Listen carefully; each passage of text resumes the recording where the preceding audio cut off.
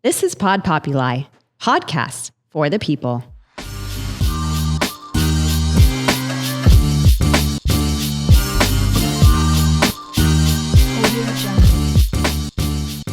Welcome into the Healthy Pod. I am so excited to do a solo episode because we've had a couple guests back to back and it has been so much fun, but I feel like there is so much to catch up on. And I really wanted to do an episode in the new year, really thinking about the time of year that everyone is thinking about resolutions and goals and centering themselves and objectives. But now it's just almost past resolution season, as we've just passed Quitter's Day, which is January 10th, where a lot of people quit their New Year's resolutions. And about 80% of people give up on their resolutions by mid-February. So lots of you have given up already, but there's no need to fear because this episode is really about what makes Health Collective special. And our special sauce is really helping people stick to their goals no matter what time of year. So you could be listening to this in March or April or sometime in the summer, and we can still think and talk about goal setting and creating healthy habits. And so what we do is we kind of help people break bad habits and build and stack good habits so that they can create lifestyle changes that become almost like second nature to them. It's like brushing your teeth or, making your bed when you get out of bed. And that really leads people to building a lifestyle they've always wanted. So what I wanted to do was I just wanted to share some tips and tricks with you guys about how to optimize your goal setting and how to really reflect and understand what is that best way to set goals and actually see them through and actually stick to them. Because in order to build the life you want, you need to know where you've been, you need to know where you are right now, and you need to really think about where you want to go as a result of all of those things. So I wanted to share the best tips and tricks to make your goals, wishes, and dreams come true. So the first thing I wanted to talk to you a little bit about is how to choose those goals. When I often do that before anything, before setting goals, before intentions, I reflect. So way back when, over 20 years ago, working in corporate, I actually was taught that. So every year I started in corporate at Kraft, we would have this annual MAP process where we did annual reviews. At the time, I hated it. I was young and I thought I knew everything and I thought I was just good at stuff. And I didn't really realize how important and effective it is to really review your strengths, review your opportunities, really think about what you've achieved in the year prior, and then build on the success or build on that to grow. So what was really important to me this year was really formalizing that. And so when I thought about how to formalize it, I thought about when I started to become a manager and even into my more senior roles, when I would do 360 evaluations with my team and really get them thinking about their growth opportunities and their growth plans, is I kind of put together this one pager and I got inspired by that. And I said, there are so many things that I take from my corporate life and my corporate job that I apply to my real life every day. Why not take something like this? So I always say, my time at Kraft or my time in corporate, but mostly at Kraft, was really better than any post-secondary education that I could get. It's like better than my MBA, I think, because I learned so much. So taking an audit of what you've done, where you went, what were your highlights, what were your accomplishments, what were your low points, what were your hardships? All of that you can actually learn so much from. So I know it sounds kind of cheesy or corny to, do this mini self-evaluation, but it doesn't take that much time and it actually can be so much fun. So what we always do as a family is we do a vision board family night where, we build our vision boards, we cut out things from magazines, we, search the internet, we kind of do a nice, fun night out of it, and then we kind of present our vision boards to each other. So what I actually asked Mike and the kids to do this year was to complete this one pager that I used to give my team so that we could reflect on the past year and answer some of these critical questions. And then we're going to actually share tonight what our plans are so that we could help keep each other accountable. So it's really, really important not just to think about what is this tool of like reflection and goal setting, but it's also really important to understand and to think about who can I possibly share this with that can help me, keep me accountable, ask me like, hey, how are those goals doing? How are those objectives doing? So that's a really important thing that we do. So something that I would often do in corporate is do like a mini 360 evaluation with some of these questions as well. So if you're up for it, you can always ask some of your loved ones to think about your growth and say, how have I grown this year? What do you perceive to be my strength and what could I work on? So there are so many different approaches, but the one pager I want to share with you, it's actually going to be available for download in the comments and notes on the episode, but it's super duper simple. So it's really 6 questions. So maybe a couple more with kind of double questions in between. But the first question is, in the past year, what did you accomplish? What are your highlights? The second question is, what were the hard parts, or what could you have done better? The third is, what did you learn from that, from the highlights, from the hard times? And then the fourth question is a bit of a combo one. So this was something that I used to send to team members to do 360-degree feedback on other team members, but it's a really interesting question once you reflect on it. So what should you start, stop, and continue doing as you're thinking about some of these learnings around the highlights and the hard times of the year? And then based on what you should start, stop, and continue doing, the next question is, what action steps are you going to take today, if you can, to start acting against some of those learnings and some of those continue, stop, and start actions? And then what are some goals and priorities, finally, that you want to kind of adjust or make for yourself as you've kind of gone through this process? So I know I just listed a bunch of questions. So what I wanted to do was I wanted to break it down. And if you guys are listening and you can download the one pager, it could be easier just to kind of look at the one page and connect to what I share. Or if you're listening in the car, just sit back, relax, and kind of enjoy, and perhaps you can take a look after. So let's break it down. First thing is first, what were the highlights of the year? What were your top accomplishments? You can learn so much just by creating themes for yourself based on your accomplishments or based on your highlights from the year. What brings you joy and happiness? Because I figure that whatever it is that's bringing you joy and bringing you happiness, you want to just do more of that next year. That could be as simple a goal as you have, is, figuring out what makes me happy, what brings me joy, and how can I get more of that in my daily life? So I like to do kind of 2 things. The first thing is I like to list big things. What is top of mind for you that happened to you in the past year? For me, it was like starting this podcast was huge. I had a lot of anxiety about it. It was a dream of mine, but I was nervous and scared. And with encouragement from Mike and enough contemplation, I finally did it. So that was a huge highlight for me. Another key was our trip to Hawaii. I had never been to Hawaii. It was a dream come true. And we had all these incredible adventures.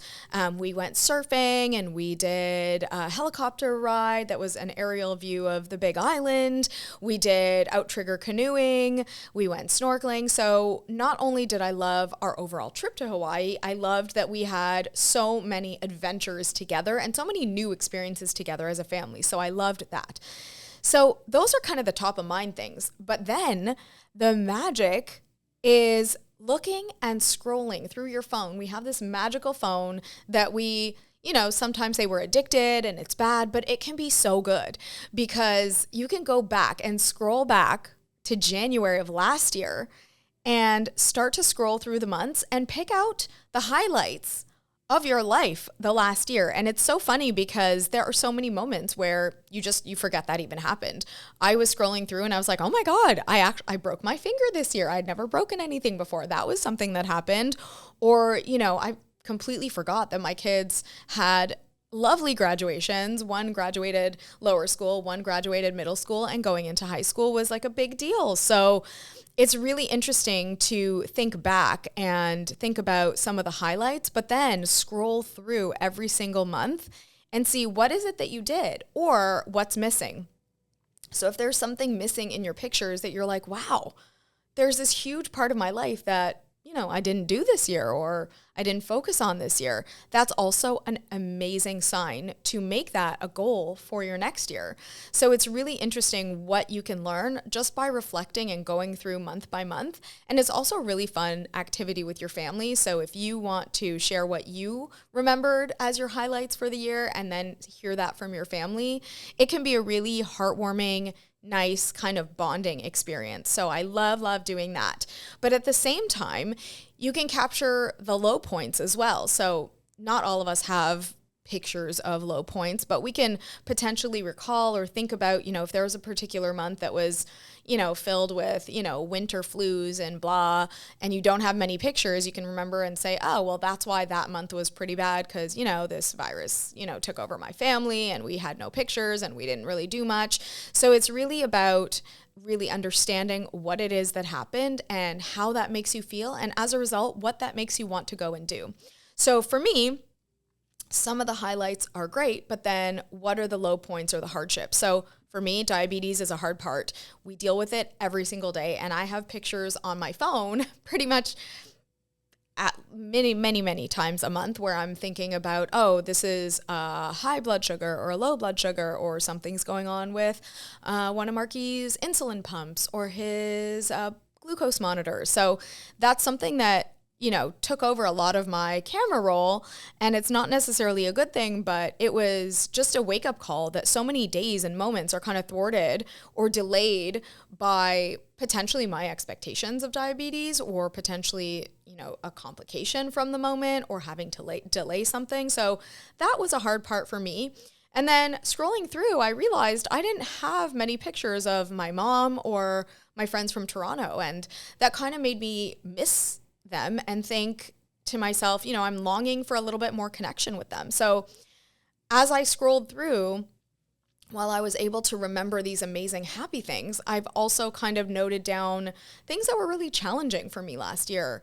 And now I have this little pinpoint of what do I need to do to change those things to ensure that I actually feel better about that stuff. So then once you've kind of answered what were your highlights, what were the best parts of the year, what were the hard parts, you can then transition to, what do I need to learn from all of my highlights and my hardships from the past year? So it's really cool what you can learn just based on pictures and pulling out themes. So what I learned is I need family time, and my family time is best spent with new adventures. So whether it's travel, the ocean, the sun, whatever that is, when we do our biggest and best adventures is when we have the most fun as a family, is when we thrive, is when we connect. And as the kids are growing up, we spend less and less time doing those adventures because they're off doing adventures with their friends. So something that I'm learning is that it's really important while they're kind of out in the world doing their own adventures to come back as a family and to recenter ourselves with our own adventures and our own memories. Something that I saw quite a bit of was we have our little sanctuary in South Beach where we go very often and we just hang out. We swim at the pool or the beach, and it's just the best environment, and I love it so much, and it's such an incredible reset for me. So I have lots of pictures from there, and they bring me happiness and they bring me joy, and they also bring me like a bit of calmness, particularly if it's a hard week or if there's anxiety that's kind of going up. If I go to our place in South Beach, everything just feels better. So that was a key learning for me as well. And then for me personally, you guys know I work out a lot. We talk about that. But something that's really critical is not getting bored. So I don't like to be bored. And so one of my themes that I pulled out is that I actually love trying new fitness trends and new fitness classes and, signing up for, a dance class here or, an interesting weightlifting class there or going to the fit shop, which I now love. It was a new thing for me that I tried and now it's amazing. So pulling out those kind of themes can really help you understand what are the things that are going to make your life better. So it's not just about setting a goal. It's also about what are the goals, what are the things that you can do to make your life the best possible life that you can live for yourself too. So that's kind of some of the learnings. When I think about some of the other things that I learned, spending one-on-one time with Mia and with Mark are key. So as they're growing up, as their individual needs change, I realized that some of my favorite memories with each kid was our one-on-one time, whether it's me taking Mark to the Dolphins game or whether it's me going for a Fit Girl walk with Mia and one of our favorite influencers in Miami. We did a lot of that stuff, and it was just such a nice reminder that that's something that is going to be a priority for the coming year for me, because I cherish those moments and I think the kids do too. So tonight I'm excited to hear if any of these moments that are my highlights with them made it onto their highlight reel as well. So some of the things that you can start to pull out is, what were the things that you excelled at? What were you better at? And what do you want to continue with? So I became way more consistent with social media, and I'm proud of that because it's hard for me. I don't love kind of getting out there and talking to camera or showing my face, but it's something that I've learned to do. And, now it kind of makes me happy and I'm a little bit more comfortable with it. Having these amazing partnerships with, whether it's Dr. Sorkin or Oya or Aventura Dermatology Clinic. I have all these wonderful companies that, are open to working with us at Health Collective and working with their patients. So some of these beautiful moments are just a reflection of, wow, there's a lot that was accomplished this year and how can we continue with that? So in terms of some of the other learnings, diabetes and how I feel about myself personally dictate my mood. So I know based on my reflection and my pictures, so my focus and my concentration, those things affect my life. So if diabetes is not having a good day with Marky, or I'm not feeling good about myself in a day, that affects everything. And I struggle with anxiety around health. And I have this irrational fear of illness. So if there is a cut or a pimple that I don't like the look of, it feels like doomsday. And that's definitely reflected in so much of what I saw as I scrolled through, because, sometimes you can tell if you look happy or not and what that's connected to. So really, really digging deep and trying to pull out themes is what's really critically important. And then it's eye-opening too, to kind of pause and reflect and do this audit, because sometimes you're just going to set a goal. I want to work out more. I want to do XYZ. I want to lose weight. I want to get healthier. I want to get smarter. I want to learn XYZ. But at the end of the day, you can't physically do more. For example, if your schedule is so busy and you are overscheduled and you have no time for yourself. So learning about what drives you and where you're overwhelmed and how to change that is really, really cool. So then that takes us to, what do you want to start, to stop, and to continue doing? So for me, based on what I've shared, if I have high anxiety around, body image or how I feel about myself or even diabetes, perhaps meditating more than I do now is really, really important to kind of center myself and be the best version of myself. So what I'm going to do, for example, is I'm going to start meditating more. I'm going to create personal mantras around health and safety and being more appreciative for my body and how it moves and everything that it can do. And perhaps I'm going to start connecting with friends and family who are far away and prioritizing that a lot more, because that can kind of get lost or can get forgotten in the daily busyness, but it's really, really important because it's something I recognized that I was actually really, really missing. So before we go on, I'm just going to take a little break for a word from our sponsors. All right, and coming back to the start, the stop, and the continue. So I talked a little bit about what I want to start doing. So just to kind of jog your mind about what you should stop doing, think about those things that you're like, I do that a lot, but it's not really adding value. It's not making me happy. It's not giving me growth. What are those things that it's like a habit that you might do that is something that isn't really good for you or healthy for you? So for me, something I want to stop doing is pushing through pain, either physically or mentally. Those who know me know, I don't take a break. I don't take a day, but sometimes I'm in a lot of pain, whether it's, I hurt my knee or I hurt my hamstring this year. And I did so much to push through the pain, knowing that if I did push through the pain, I might get injured. Something bad might happen that might put me out for even longer, but I didn't stop. So for me, it's going to be definitely stop pushing through that pain and deal with it. For me, I'm going to switch the narrative. So something that many of us do is have this negative self-talk. I shouldn't have done that. I shouldn't have eaten that. I shouldn't have gone there. I'm bad at this or I'm bad at that. So we all know we kind of manifest all this self-narrative. So if you say negative things to yourself about yourself, that will become true. But if you start to change the narrative and get to a positive place, and anytime you hear a negative word or a negative thought creep up, you push it down and amplify anything positive, that is probably going to be extremely healthy for you mentally and also positive for your life as well. So for me, I'm going to stop the negative talk whenever I hear it kind of creep in or any thought creep up. And then for me, I'm going to stop going from 0 to 100 on diabetes numbers. And, sometimes it's really, really hard to deal with a really high number or a really low number when it comes to, your child and their well-being. But there are times where I know I definitely take it overboard, and I'm sure my family will appreciate this stop moment for me. So I'm not going to go from 0 to 100 on that stuff. And then I'm also going to stop pretending like, sometimes diabetes doesn't exist in social situations, because it does. I want to kind of turn that moment off if we're in a social situation and having fun as a family.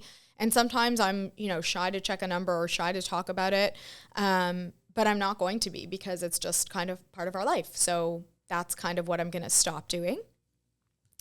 And then in terms of what I'm going to continue doing, it's really that self-reflection of what's going well. If you're, eating healthy or working out 3 times a week, or you enjoy cooking and you're cooking more, or you enjoy learning, so you're reading these amazing books or taking amazing courses, keep doing that. So for me, I'm going to continue podcasting, so you get to hear me a lot more.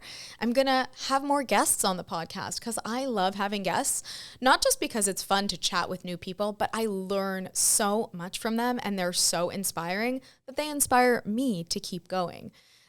Travel is going to be incredibly important in the coming year, and having these one-on-one dates with everyone in my family, Mike, Mia, and Marky, and continue to do the social media, because I've seen growth and I've seen positive engagement, and engaging with even one extra person is just so meaningful for me. And then I'm going to continue trying new workouts and classes and dancing, because that makes me so happy. And something that I noticed in all my pictures were I actually attended lots of conferences, and I didn't realize this then, but I love these conferences because I get to learn so much. So these conferences are something I'm going to continue doing. And then I'm going to continue looking for partnerships, because the more people that Health Collective can connect with and help with any of their struggles, whether it's, weight loss or habits or health or anything in between, I am so there for that. So that's kind of the start, stop, and continue doing. And from there, it's really about creating an action plan. So what is it that I can do today to start to action my start, stop, and continue plans? So for example, if I want to start meditating more and I want to, do some positive narrative, I need to develop a mantra. It's not that hard. I'm going to think of it, and then we're going to continue to develop different mantras or different moments of meditation. So for me, I actually downloaded many meditations, but I really love the Peloton meditations and the Melissa Wood Health meditations. Melissa just has this like super calm, beautiful voice. And I feel like anytime I hear one of her meditations, I can just deal with the day. I can restart and go. So it makes me really happy, and my anxiety just calms down, and my, action and drive for results just goes right up. So that's a really, really important one for me. The other thing I can do that's so easy is I'm just going to book and schedule my first one-on-one dates with everyone in my family. So what am I going to do with Mark first? What am I going to do with Mia first? When are these, one-on-one kid dates going to be? And what are we going to do? It's so simple to kind of block the time, make it happen, and then have something to look forward to. So for example, last year when I took Marky to a Dolphins game, I told him I got tickets to something. It's going to be a surprise. And then we both had fun kind of talking about it and anticipating it. So it's something that I can do relatively easily. So in terms of, continuing these, workout classes or conferences, I've already booked the Aspire conference. So I'm going to go to that. And then I'm going to find a fun new workout class to go to on my class pass this weekend. So it's really about taking action because, it's all well and good to set out intentions, but the intentions or the plans without actions really aren't that meaningful. And so then finally, when you're setting goals, I think it's really, really important to start small and one at a time. And one of the first things I say to people who work with us is change is hard. And another thing that I talked about in my corporate life with my corporate team, particularly as we went through corporate change and restructuring, and, there were times where many people in the organization were let go and there were cutbacks. Change is really, really hard. And the only thing in corporate that was constant was change. Everything was always evolving. And I would always pull out the change curve. So if you need to Google it or pull it out, I'll talk a little bit about it, but we need to live through each part of that change curve. So what's in the change curve? There is shock, there's denial, there's frustration, there's depression, there's experimentation, there's decision, and then there's integration and acceptance. So there are so many things on this change curve. And what's really interesting is people often think that it is sequential. So first I'm going to go into shock. Oh my God, this change is happening. Then I'm going to go into denial. Actually, it's not even happening. Don't even think about it. Then frustration. I hate this change. I don't like it. Then depression and so on. So it's actually not sequential at all. And it oscillates between stages. So sometimes when change happens, we can be really, really excited and pumped. And it's like, okay, I'm experimenting with this. I've made the decision. I am going to change. I'm going to integrate it. And then when things don't necessarily go right or go the way you expected, it's like, oh, shock. And then maybe denial or anger or depression or frustration. So it really does oscillate. And so when people don't see results for the new decision or the new goal that they've made, they get frustrated and potentially even quit or stop. So just understanding that these are regular and natural feelings as you make a goal or a decision to change something or a habit to, start incorporating, it's okay to go through the ebbs and the flows of the change curve. And at the end of the day, all you need to do is just sit with that discomfort if it gets uncomfortable, and then reframe and restart. Because just because you feel uncomfortable or frustrated or, a moment of denial sets in doesn't mean you're going to fail at that goal. So the change curve is something we talk about a lot. And it's, it's like all of those memes where you see people like, oh, I'm eating healthy for 3 days and the scale hasn't moved and the people are like pulling their hair out in the meme. That is an example of the change curve, right? Because they've made this decision, they're excited about it, they're at the other end of the change curve. They've made the decision and they're integrating things into their life to, lose weight, for example, or eat healthy. And then 3 days in, if they're not seeing a result immediately, they're, on the other end of the change curve and they're in shock. I always say, and this is something my team would laugh at, and I'd put up the picture, and it's honestly nothing to laugh about, but I always said, if Brittany can get past the head shaving incident of 2008, we can get through this change and come out amazingly well on the other side. And I I say that lightly, but I hope it does resonate that even if you're having a challenging moment within this goal or something that you really want to do, the point is you can get through any of that stuff as long as you just get centered and get back into it. And then make sure that the goal or the strategy to set the goal is the right one.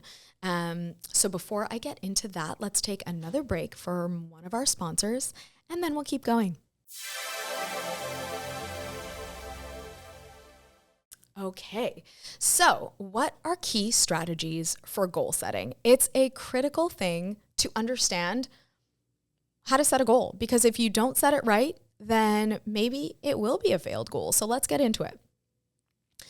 I loved when I heard Robin Arzon talk about this, and she talked about it like a bit of a monkey bar analogy. When it comes to goals, you want to see a tiny shift. I mean, it can't be monumental. It can't go from 0 to 100. It needs to be like 4 to 7% out of your comfort zone, and that's not huge. But Robin talked about it like a monkey bar analogy, and she was saying, you know, when you were a kid or even as you climb the monkey bars now, you don't go from the first bar to the last bar in one step. You go and you oscillate between every single bar, and sometimes you skip one, but at the end of the day, you're reaching just past your comfort zone to the next one, and you're grasping it, and that you're holding on to that bar. So that's kind of what goal setting should be like. It shouldn't be something that is so big and so grandiose and so scary that you almost get into this pause and fear moment where you're like, oh my God, that goal is never going to happen. So making sure that you set a goal that is comfortably hard and, you know, achievable, but it's a stretch, is something that's really, really important to think about. And sometimes if you think about the monkey bar analogy and taking it further, you know, sometimes you fall when you're, you know, trying to climb the monkey bars to the next side. And sometimes you have to get back up and start from the first one and, you know, just keep going. But stretching a little bit is going to get you all the way to the end eventually. So for example, instead of going from 2,000 steps to 20,000 steps, just say I'm going to do a couple thousand extra. So from 2,000 to 4,000. So just small baby steps that are maybe a little bit out of reach, but a little bit of a stretch. But they're hard enough that you can achieve them and feel proud of yourself. So you got to feel the stretch though. You can't make it too easy or otherwise that's no bueno. And you can't make it too hard, otherwise you give up. The other critical piece is, does the goal align with your values? If you're looking to spend more time reflecting and with family, and a potential goal is to go out all the time and, you know, party or experience different things without family, and, you know, independently, does that align with what you've kind of set out as your values and goals? And if that doesn't align, then maybe just reframe that goal. And then I know it's sometimes really hard to understand. People talk about, well, what is your why? It is really important to think about why this is a goal, because sometimes people just get caught up in the more is more mentality or the social pressure of doing more all the time. But sometimes a goal can be taking a step back and doing less, and that's okay. But we just need to understand our why, because if you're not sure why you want to do it, then you might not have the energy and the drive to get it done. So if you want to lose weight, do you want to get healthy? Do you want to gain endurance?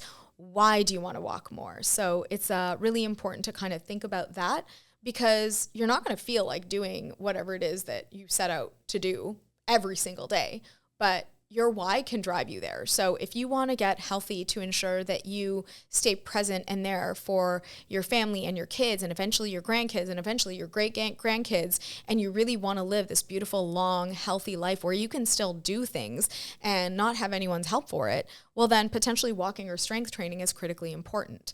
So that could be your why. And when you don't feel like doing it, you're going to do it anyways, because you're like, you know what, that goal is in my heart and it's more important than anything. And then what I sometimes like to talk about is the motivation behind goals and how to kind of get the most out of it. So when Mike and I had this workout app called Paid Workout, I actually did a lot of studying and researching on motivation, and I created a motivation model. I call it the prize model. I think I've talked about it maybe once. But it is such a great tool for helping build goals. So let's talk about each and every kind of way that you can help build the strongest goal possible, and then how to kind of build kind of things around it to make sure that you end up achieving your goal.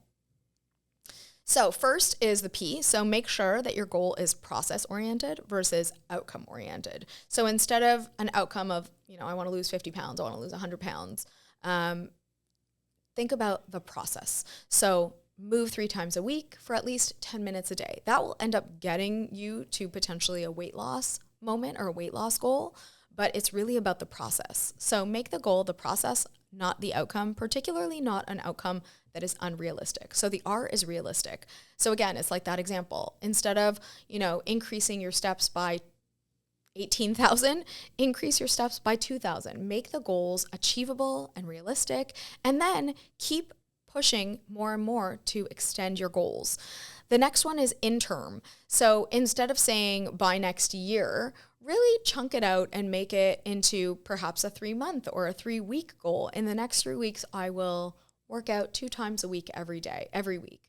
So it's really about that interim solution. And then the S stands for specific strategy. So again, without a plan of action, the goal is just something that you say you want to do, but what are the action steps? What are the tactics that you're going to take to do it? And we've talked about this before, but it's so important to schedule whatever it is that you want to do. Remove any barriers. When you want to achieve a goal, remove barriers that are in front of you against that goal. And finally, and this is a really, really important one that a lot of people forget, but it's kind of the magic sauce when it comes to motivation, is you need to keep energized about the goal.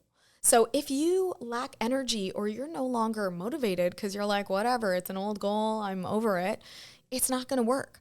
But if you stay accountable, if you reward yourself, if you have your friends or your family cheer you on, or you have a coach like myself or any one of my team members at Health Collective coach you and hold you accountable, you will remain energized. And then every time you have a moment of success, if you reward yourself with that, you'll continue to be energized against that goal. So definitely keep it process-oriented, keep it realistic, make sure that it's in term, have a specific strategy against the goal, and keep sure that you are energized with the goal by having people around you energize you, or by having a reward system or something that can just get you off your butt if you are stalling on the goal. In terms of believing in yourself, when you set a goal, I think sometimes we don't necessarily believe that we can do it. So before I talk a little bit about that, I'm going to take one last break from our sponsors and then we'll come back to it. So coming back to kind of believing in yourself. So I wanted to switch gears, and it's not just about hard rules and, make sure the goal is process oriented and make sure it's an interim goal and realistic, but it's really, really important to believe in yourself. And as a result, then keep your goals. And this goes back to potentially some of that positive self-talk versus negative self-talk. But as you set your goals, it is important to understand their importance and believe in yourself and the fact that you can do it. Because if you believe you can, or if you believe you can't, you're right?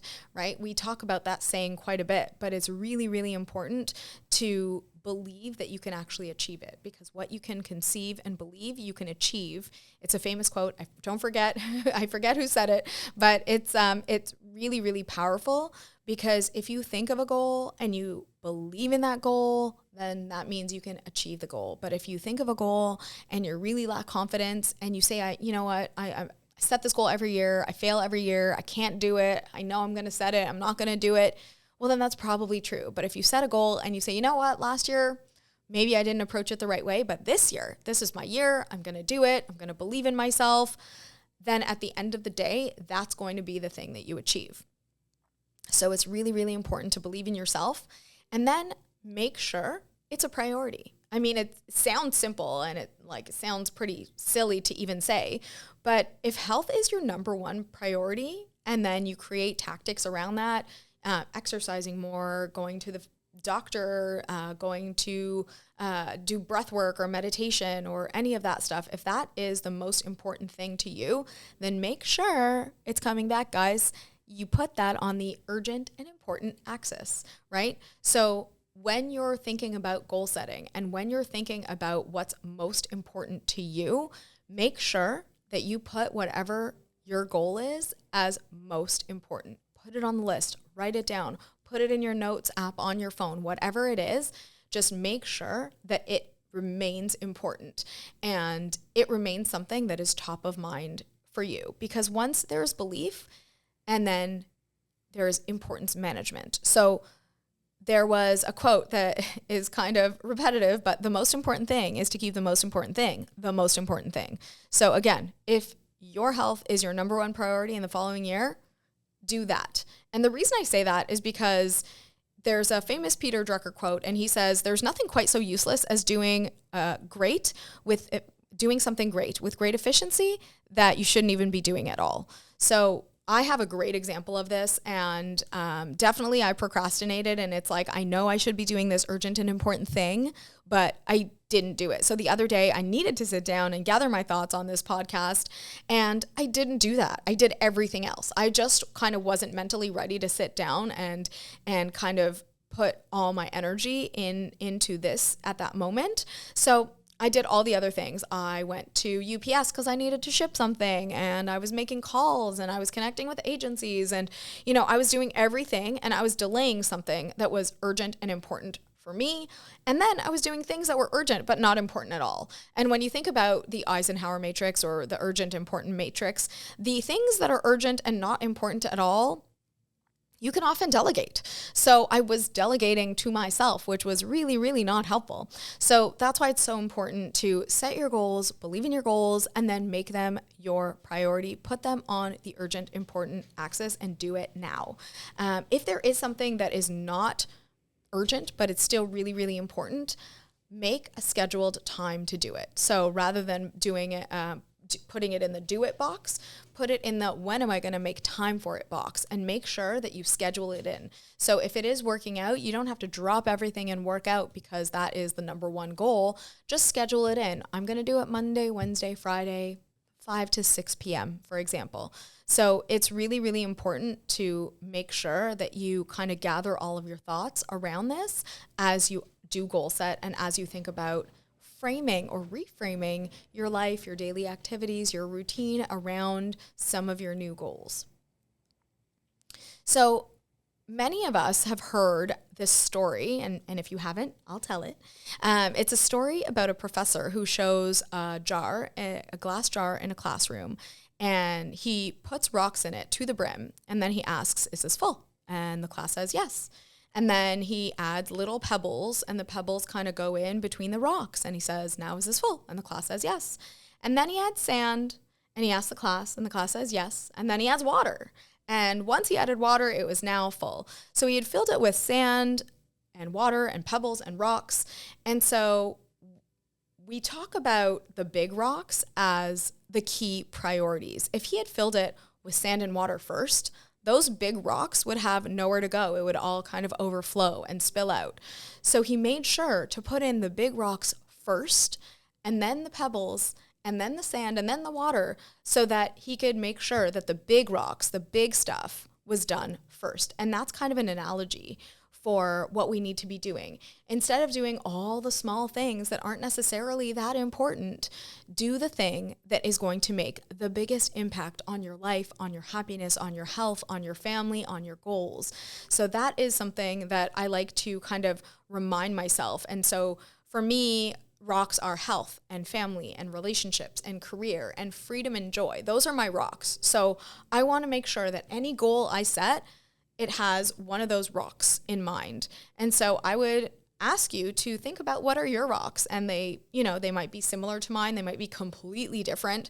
You might be at a completely different stage of life where, your kids have, gone off to university and you you don't need as much, one-on-one kid time anymore, or you might be in a stage where you just got married and you don't have kids. So maybe your marriage and your first years of your relationship is one of your big rocks. But whatever those rocks are, just make sure you find them, you know them, you have them, and then you prioritize them. And so finding your priorities, think about, what is your North Star? Where is it that you want to be? And I know these are really, really big questions to contemplate, but I promise you, filling out a couple of these one-pagers, like, your personal year in review, or even your urgent, important axis, will tell you what is your North Star. Just basically write it all down. And once you have it, you want to make sure that you basically don't let the sand or the water interfere with the rocks. If you do want a copy of the Urgent Important Matrix, it is also going to be linked in the episode. So if you want to download these one-pagers and use them, I would love for you to let me know if your family liked them, if you enjoyed them, if you do it, what did you learn? I mean, I am so interested to understand if this works for you as well, or if this is something that you would even try to do with your family. So many of these tools are so critical, but we need to take the time, take the moment. And so perhaps that's even one of your goals, is really scheduling in the time to reflect and to plan freely. So something I love to create while I'm creating this urgent, important matrix is create the not to-do list. So once you've said no to something, you almost like free yourself. So I am not going to go grocery shopping. I am not going to drop the thing at UPS. I'm not going to go make that return at the mall. So if I'm saying no to those things, that means all of my priorities can actually be a yes. So sometimes saying no to good leads us to saying yes to great. So of course, it's very important to, have groceries and food for your family. It's really important to, go make that return. And that's a good thing that you're doing. But don't let all of those good things prevent you from doing something great and achieving a goal. So something that I always used to say, again, in corporate, was mediocrity is not an option. And when I started out in, leadership positions, I would always say that to my team, mediocrity is not an option. But what I learned is that mediocrity is an option for some things.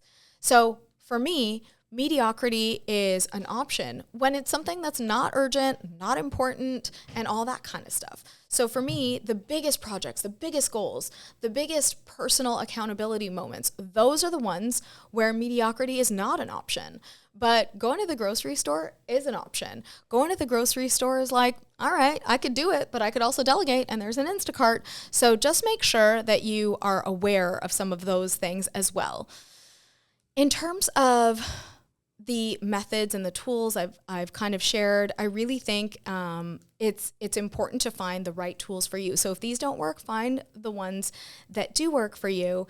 And at the end of the day, for now, download the templates, see if you can have a fun family night out of it, reflect, build, and grow together.